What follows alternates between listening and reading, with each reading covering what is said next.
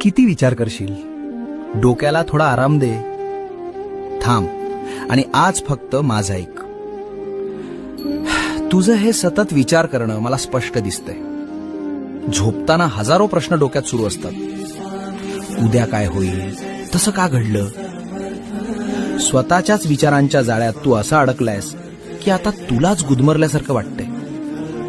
शरीर थांबलेलं असतं, पण तुझा मेंदू रात्रंदिवस धावतोय. आणि वेड्या, ज्या गोष्टींवर तुझं नियंत्रणच नाही त्यांचा विचार करून काय मिळणार.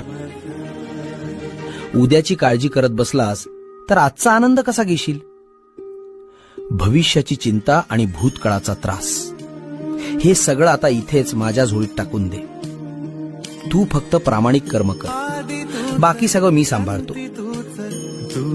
आता एक दीर्घ श्वास घे आणि सगळी चिंता सोड.